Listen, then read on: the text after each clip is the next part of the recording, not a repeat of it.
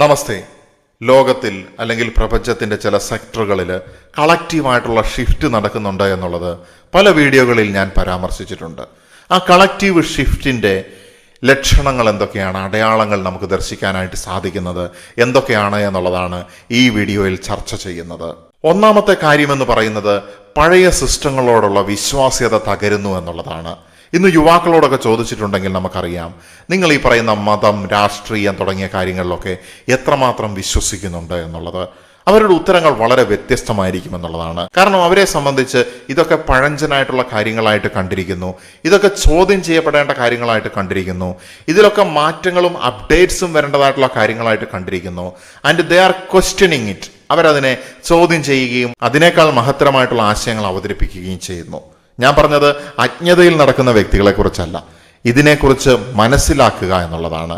ഒരു കാര്യത്തിനെ നമുക്ക് തള്ളിക്കളയണമെങ്കിലും ചോദ്യം ചെയ്യണമെങ്കിലും ആഴത്തിൽ നമുക്ക് അതിനെ മനസ്സിലാക്കേണ്ടിയിരിക്കുന്നു. രാഷ്ട്രീയം, മതം, സാമ്പത്തിക വ്യവസ്ഥ, ഇതൊക്കെ ഇപ്പോൾ ഉള്ള രീതിയിൽ അതാണോ അതിന്റെ ഏറ്റവും ശരിയായിട്ടുള്ള അവസ്ഥ? ഈ ഒരു ചോദ്യം പ്രബുദ്ധതയുള്ള യുവാക്കളിൽ ലോകമെമ്പാടും ഉയരുന്നത് നമുക്ക് കാണുവാനായിട്ട് സാധിക്കും. ഇതുതന്നെയാണ് ഒന്നാമത്തെ കളക്റ്റീവ് എവല്യൂഷന്റെ ലക്ഷണമെന്ന് പറയുന്നത്. മനുഷ്യർക്ക് മൊത്തത്തിലുണ്ടാകുന്നതായിട്ടുള്ള പരിണാമം, അതിൽ മുന്നേ സഞ്ചരിക്കുന്ന വ്യക്തികൾ തീർച്ചയായിട്ടും ഈ വഴികളിലൂടെ നടന്നുകൊണ്ടിരിക്കുന്നു. പണ്ടൊക്കെ ആളുകൾ അധികാരത്തിനെ അന്ധമായിട്ട് വിശ്വസിക്കുന്നത് നമുക്ക് കാണാനായിട്ട് സാധിക്കും. അത് രാഷ്ട്രീയ അധികാരമായിക്കോട്ടെ അല്ലെങ്കിൽ മതപരമായിട്ടുള്ള അധികാരങ്ങളായിക്കോട്ടെ. പക്ഷെ ഇന്ന് അതിനെ ചോദ്യം ചെയ്യുന്നത് നമുക്ക് കാണാനായിട്ട് സാധിക്കും.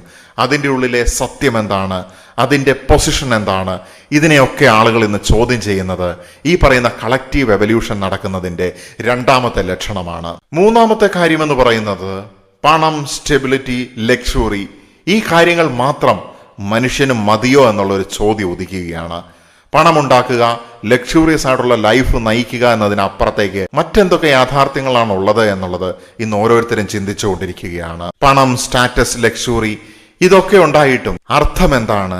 ശൂന്യത അനുഭവിക്കുന്നതായിട്ടുള്ള ഒരുപാട് മനുഷ്യർ നമുക്കിടയിലുണ്ട് എന്നുള്ളതാണ്. പക്ഷെ ചില വ്യക്തികൾ മാത്രം ഈ കളക്റ്റീവ് എവല്യൂഷന്റെ ഭാഗമായിട്ട് അതിന്റെ ഉത്തരം കണ്ടെത്തുന്നു. പണ്ട് ജനങ്ങൾ ചർച്ച ചെയ്യാതിരുന്നതായിട്ടുള്ള കാര്യങ്ങൾ, ഇപ്പൊ മെന്റൽ ഹെൽത്ത് പോലുള്ള കാര്യങ്ങളൊക്കെ നമ്മുടെ നാട്ടിൽ ചർച്ചയാക്കപ്പെടുകയാണ്. പല പല സൈക്കോളജിക്കൽ ടെർമിനോളജികളൊക്കെ ആളുകൾ ഉപയോഗിച്ചു തുടങ്ങി. ഇതും തീർച്ചയായിട്ടും കളക്റ്റീവ് എവല്യൂഷന്റെ ഒരു ഭാഗമാണ്. പണ്ട് സംസാരിക്കാൻ പാടില്ല, ചിന്തിക്കാൻ പാടില്ല, ചോദ്യം ചെയ്യാൻ പാടില്ല എന്നൊക്കെ പറഞ്ഞുകൊണ്ട് തടഞ്ഞു വെച്ചതായിട്ടുള്ള കാര്യങ്ങളെ പോലും ഇന്ന് ആളുകൾ ചർച്ച ചെയ്യുന്നതും സീരിയസ് ആയിട്ട് അതിനെക്കുറിച്ച് സംസാരിക്കുന്നതും ചോദ്യം ചെയ്യേണ്ടതിനെ ചോദ്യം ചെയ്യുന്നതും നമുക്ക് കാണാനായിട്ട് സാധിക്കുന്നുണ്ട്. തീർച്ചയായിട്ടും മനുഷ്യനുണ്ടാകുന്ന പരിണാമത്തിൻ്റെ ഒരു ലക്ഷണം തന്നെയാണിത്. മറ്റൊരു തരത്തിൽ പറഞ്ഞിട്ടുണ്ടെങ്കിൽ മനുഷ്യന്റെ ബോധപരിണാമത്തിന്റെ ലക്ഷണമാണ് നമ്മളിപ്പോൾ കണ്ടുകൊണ്ടിരിക്കുന്നത്.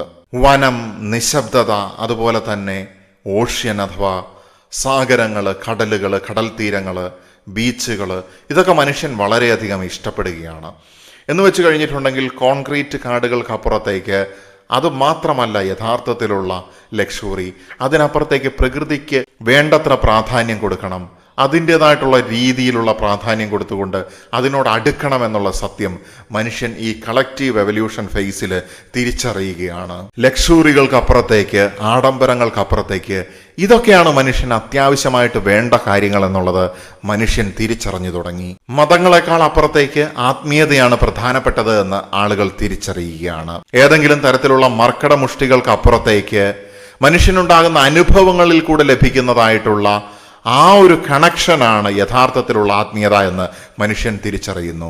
അല്ലാതെ ഏതെങ്കിലും മർക്കടമുഷ്ടിക്ക് അധിഷ്ഠിതമായിട്ട് മനുഷ്യനെ നിയന്ത്രിക്കുക, കൺട്രോൾ ചെയ്യുക എന്നുള്ളതിനപ്പുറത്തേക്ക് ആത്മീയ അനുഭവങ്ങൾ അവനവനുണ്ടാകുന്നതിന് മനുഷ്യൻ പ്രാധാന്യം കൊടുത്തു തുടങ്ങി എന്നുള്ളത് ഈ സ്പിരിച്വൽ ഷിഫ്റ്റിന്റെ ഏറ്റവും പ്രധാനപ്പെട്ട ഒരു കാര്യമാണ്. അതുപോലെ തന്നെ വ്യക്തിപരമായിട്ടുള്ള ആത്മീയ ഉണർവുകൾ ഒരുപാട് വ്യക്തികൾക്കുണ്ടാകുന്നു.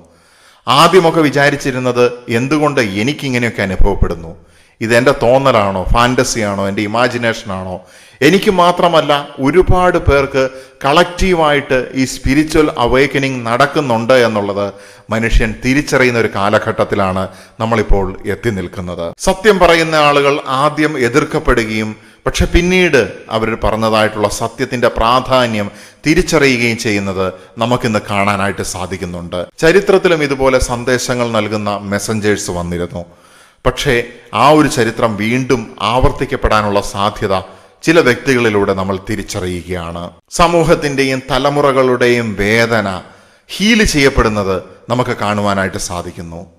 ചില സംസ്കാരങ്ങൾ, ചില മതത്തിൽപ്പെട്ട ആളുകൾ, ചില സമൂഹങ്ങൾ, ചില സംഘങ്ങൾ, ചില കുടുംബങ്ങൾ, ഇവരൊക്കെ കാലാകാലങ്ങളായിട്ട് അനുഭവിച്ചു കൊണ്ടിരുന്ന ചില പ്രശ്നങ്ങൾ പരിഹരിക്കപ്പെടുന്നത് നമുക്ക് കാണാനായിട്ട് സാധിക്കുന്നു. ഇതും ഈ പറയുന്ന കളക്റ്റീവ് ഷിഫ്റ്റിന്റെ ഒരു ലക്ഷണം തന്നെയാണ്. നിശബ്ദതയും അതുപോലെ തന്നെ ലാളിത്യവുമാണ് ഇനി മുതൽ പുതിയ ബുദ്ധിയുടെ ലക്ഷണം എന്ന് പറയുന്നത്. അല്ലാതെ ഒരുപാട് ശബ്ദവും വേഗതയും തളർച്ചയുമല്ല. ആഴവും ശാന്തതയുമാണ് ഇനി ഏറ്റവും കൂടുതൽ മൂല്യമുള്ള കാര്യങ്ങളായിട്ട് ഉയർന്നു വരുന്നത്. കോമ്പറ്റീഷന് പകരം അത് കൊളാബറേഷനിലേക്കും എമ്പതിയിലേക്കും വഴിമാറുകയാണ്. എൻ്റെ ബോധം എന്നുള്ളതിനപ്പുറത്തേക്ക് നമ്മുടെ ബോധം എന്നുള്ള രീതിയിൽ ആളുകൾ മാറി ചിന്തിക്കുകയാണ്. അതുപോലെ തന്നെ നമുക്കിന്ന് ലോകത്ത് പല ഭാഗങ്ങളിലും പല രീതിയിലുള്ള കെയോസുകൾ കാണാനായിട്ട് സാധിക്കുന്നുണ്ട്.